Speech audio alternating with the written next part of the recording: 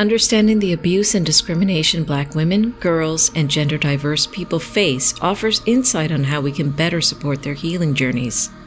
I'm Andrea Gunraj at the Canadian Women's Foundation. Welcome to All Right, Now What? A podcast from the Canadian Women's Foundation.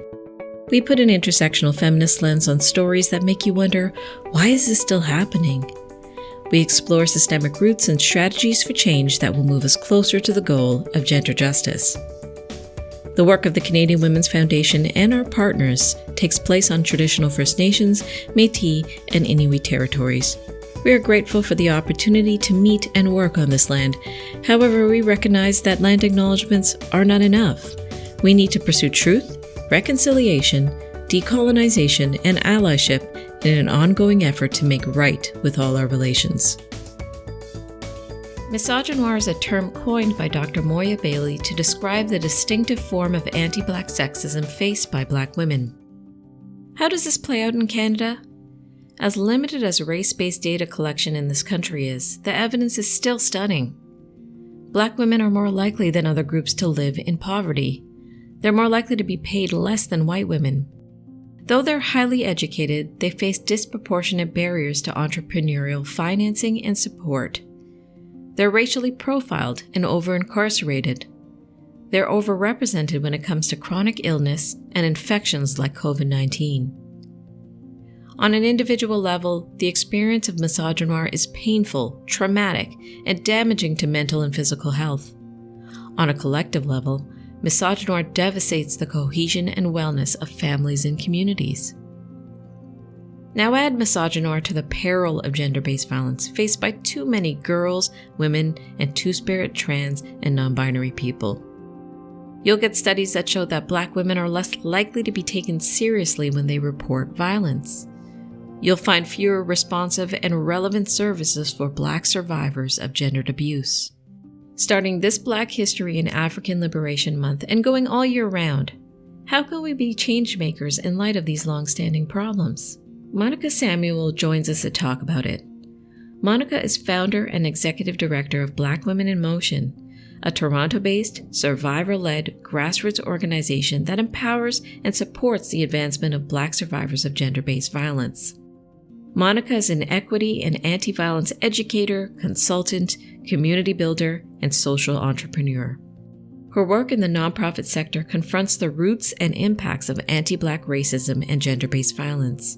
She's celebrated as one of the top 100 Black women to watch. A note about content. This episode includes discussion of gender-based violence. Hi everyone, my name is Monica Samuel. I use she and her pronouns. I just would love to quickly socially locate myself so folks know the intersections that I am coming from. I'm a Black, cishet, disabled-bodied Black woman, fairly introverted, sarcastic, socially awkward Black girl. I am a survivor of child sexual abuse, and my parents also have very unique experiences of violence. They actually came to Canada from the small Caribbean island of Grenada, so a lot of amazing history and culture that, helps to keep me grounded in the work that I do. I'm the first in my family to have graduated high school and actually participate in post-secondary. A lot of my experiences around poverty, I think, has helped me to connect to the work in a very particular way and understand the importance of applying intersectionality to the ways that we plan and develop and deliver services and programming to survivors. Over the last 4 years, I've really been working more so on grant making and philanthropy and helping other grassroots organizations, and emerging groups secure funding, build their governance and accountability structures to scale their work. But I've been doing community economic development, youth development work since 2011. Been in the game for a while, and so many things have changed in terms of how we support Black-led and Black-focused organizations, but there are some strides that need to be made when we talk about gender-based violence and gender justice as it relates back to Black victims and survivors of trauma. I'm obviously passionate about community, but I think some things that I hold sacred to myself that help inform the work and ensure that I don't lose myself is always coming back to this quote that I had heard around, don't ever run yourself ragged in the name of social justice. I am a bleeding heart. I'm an empath. I am someone that feels very deeply. I'm obviously connected to the work in very particular ways. You know, it's easy to go out there and advocate and activate and agitate. That is the nature of the work that we do. But what I find, especially as Black women, as Black gender diverse people leading the work, it is so easy for us to forget ourselves. When we think about community, we forget that we are a part of community. So when we are doing things in service to community, working alongside community, community care also extends to us as well. Ensuring that we don't forget ourselves in doing the work and that we are also included are critically important. And joy, especially over the course of the pandemic, what did I care about? What did I love? Like, who was I before I had to be this version of Monica? The Monica that is confronting systems of inequity, systems of violence as it relates back to the experiences of Black folks here in so-called Canada. And I'm like, oh my God, I really loved music. I really loved creative directing. I really loved interior design. I really loved connecting to land. And I feel like because my work is so heavy and requires so much of me that sometimes I fail to do those things that help to fill my cup. In the words of Coach Carey, like, you are giving from your overflow. So oftentimes you have a cup of water or you have a glass and we start pulling from the glass in service of community. And then when it comes to now being able to provide and nurture for yourself, the glass is half empty or completely empty. So there's nothing to pull from. But in reality is you have to fill the cup first. And then what you are giving is the overflow from the cup. Tell us how gendered violence plays out in unique ways for Black women, girls, and gender diverse people. What are the key factors to consider in healing? Loaded question. The world praises Black women, Black girls, and Black gender diverse people for how much shit they can put up with, how much abuse, how much violence can you endure? And then they turn around and call us resilient and strong. And so much of us, like myself included in this, we have worn strong as a badge of honor, when in reality we are suffering and being harmed interpersonally and institutionally, and it's incredibly dehumanizing. And we didn't choose this. We didn't choose to exist in systems that erase our experiences. We didn't choose to experience the violence and harm that we do as a result of colonialism and white supremacy, even the lateral violence that we experience in community, in particular with Black men. Because we have been hypersexualized and viewed as property for consumption, I find that our pain and our experiences of harm are never taken seriously as a result. We're not able to even see Black people, but Black women, girls, and gender diverse people as victims or survivors. So when the media erases our experiences, the workplace, educational system, criminal justice system erase our experiences, and then social services and healthcare systems that we go to for support fail to support our unique needs, all of this sets up a framework that excludes Black survivors and our experiences and leaves us in a position to have to fend for ourselves. So I think we really need to talk about the self-reflection that needs to happen for all of us to figure out how we are all contributing consciously, subconsciously to normalizing and trivializing Black pain and suffering, first and foremost, but especially when it comes to Black women, Black children, and Black 2S LGBTQ plus people. Black and Indigenous survivors of violence are the least talked about, which means that there is a huge gap in the resources and supports and services that exist for that particular niche population. To the second part of the question around healing, like, healing has to be survivor centered. So if you are a service provider, if you are doing advocacy work, or mobilizing on the ground, survivors know their experiences and needs the best. And we should be taking the lead and the point from them when it comes to resources, supports, and service provision. Some of the other things I'll mention kind of speak directly to survivors. Healing looks very different for everyone. There isn't a one size fits all. For some, it is access to one-on-one therapy. For others, it's peer-to-peer survivor-led group support. Healing isn't linear. For me, as a survivor of child sexual abuse who lives with high functioning anxiety and major depression, it's not always love, light, and warmth. Sometimes it's pain, grief, and suffering. Some days are really, really good. Some days feel fresh and raw. I want to remind folks that you can hurt and heal at the same time, and that the trauma isn't your fault, but your healing is your responsibility. make choosing yourself an everyday ritual, right? So setting those boundaries, walking away from people, places, things that don't serve you anymore or that aren't supporting your healing journey, honoring and surrendering to your feelings as they come up. But choosing yourself, I think, is deeply connected to how you heal. And it's hard to do that. It is hard to show up for yourself after having experienced something so traumatic. It's messy and it's hard and it's scary, but you will absolutely thank yourself later. And I think most importantly is remembering that you are a whole human being. The trauma you've experienced is but a chapter in your story. You are more than the trauma and pain that you have experienced. You have a right, a divine right to feel warmth and care and joy and happiness. Doing the things that bring you that joy and peace is really, really important in your healing journey as a victim of survivor of violence as well. Let's pause here. Monica reminded me of studies on how Black women's pain is often dismissed in medical settings. It's historical, tied to stereotypes justifying enslavement and abuse. And it's dangerous. It leads to misdiagnosis and maltreatment today. Just this week, Statistics Canada reported that Black women faced increased risk of death from HIV/AIDS, cancers, diabetes, and endocrine disorders compared to white women. When we refuse to acknowledge people's pain, we refuse to acknowledge their humanity. We refuse to extend our empathy to them. Sure, we may think we're being positive, acknowledging their great strength. But the understated flip side is that we're saying what would devastate me devastates you less. You can be more abused than I can be. You can stand more pain. It turns into a naturalizing loop where Black pain is rendered normal, acceptable, and a part of life. It drains motivation to end it.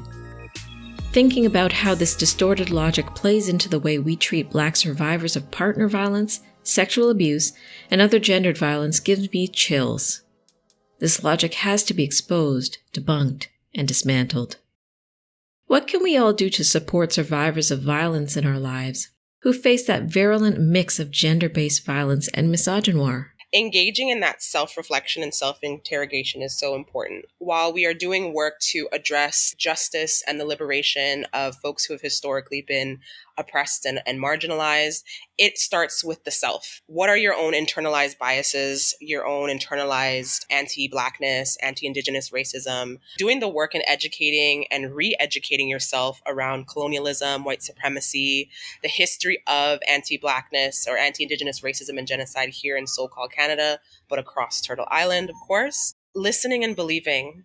It sounds so simple because it is simple, and it's one thing that I find that victims and survivors of violence are usually not afforded to, right? Because the world fails to see us as being a potential victim of or survivor of harm.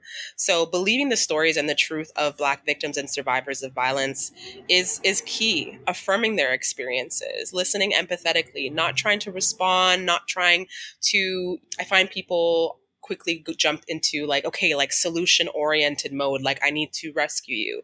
Park the savior complex and just take some space to listen and to hear and to embody and understand this traumatic experience that someone has had, that a large community of people have had. I think it's important to have and intentionally work towards everyday acts of solidarity. So on a personal level, this can look like, I'm going to offer some type of community care to a victim or survivor within my network. So it might look like providing childcare relief. It might look like buying groceries, braiding someone's hair, cleaning the house. Again, you are taking the point from the actual victim or survivor in terms of what ways that they are looking for support right now. It could also look like calling people out, which is an invitation to call yourself in and again, engage in that self-reflection and self-interrogation work. Someone's making jokes or laughing about a domestic abuse survivor's experience, all of the rape culture, like jokes, all of those things, educating someone on consent culture, on what consent looks like. Taking on that labor, because oftentimes, folks experience harm and it's our responsibility to heal ourselves, take care of ourselves, to educate everybody. So that is, again, how you do some emotional and intellectual uptake on the behalf of victims and survivors of harm. It's advocacy. So on a systems level, advocating for policy changes at work that name and address anti-Black racism and sexism, advocating for research on gendered violence, advocating for funding allocations to organizations doing work in the gender justice space, ensuring that post-secondary campuses have culturally relevant healing supports and non-carceral justice pathways that are rooted in transformative justice for perpetrators of harm.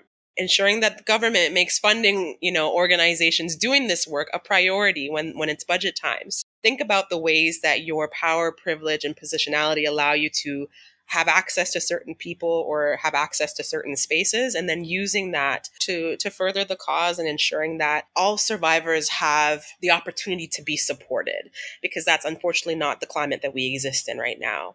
The resource redistribution is critical.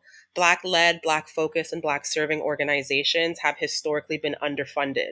We do the most with less. It's not our choice to operate in that way, and that also is not sustainable for us, but we do what we can with what we have. Ensuring that Black communities have what they need to be able to respond to folks who are in crisis or folks who are on, their healing journeys. And this could also look like not just funding, but in-kind supports. So services, donating your time, offering space, offering supplies. And then, of course, most importantly, promoting and amplifying the work. I know there's a lot of people that don't know Black Women in Motion is around. Being able to be on this platform is a way that we can further spread the work that the organization is doing and trying to do. Any essential reading you'd recommend for us today? Anything that has been written by Bell Hooks, Audre Lorde. When I was speaking to earlier around the piece around joy and pleasure being critical pieces for healing journeys for victims and survivors of violence, I think about pleasure activism from Adrienne Maree Brown.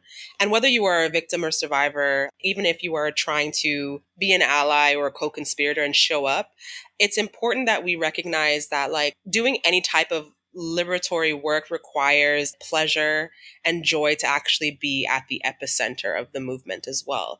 As I said before about my own experience, we spend so much time fighting and agitating, which are very, very, very important pieces of work. But in doing that, we forget about the piece around our joy is so critically important and helps to sustain us in doing the work. We have a lot of people doing stuff in the social justice space that are getting burnt out, that unfortunately transitioning on, and it's because we're tired and we ourselves are fighting these systems. When I think about transformative justice, supports for survivors and perpetrators of harm, I think about We Will Not Cancel Us, Dreams of Transformative Justice. I think about Care Work, Dreaming Disability Justice, Black Disability Politics. There's another book, Beyond Survival, which is about transformative justice movement as well. Anything by Sonia Relay Taylor, absolutely love her. The Body is Not an Apology, so the power of radical self-love has been instrumental in my own healing journey, but helped to inform the way that I do my work from a leadership position. Lots and lots of great pieces of work that talk about colonialism, white supremacy, but again, the piece around our healing and our joy being centered to our liberation as well, I think are really important. All right, now what? In addition to Monica's wonderful reading suggestions, check out the Philanthropist Journal at thephilanthropist.ca. President and CEO of the Canadian Women's Foundation, Paulette Senior, wrote about challenging misogynoir. She also shared 3 essential insights for Black History Month. Find them on CanadianWomen.org. Please listen, subscribe, rate, and review this podcast. If you appreciate this content, please consider becoming a monthly donor to the Canadian Women's Foundation. People like you will make the goal of gender justice a reality. Visit CanadianWomen.org to give today, and thank you for your tireless support.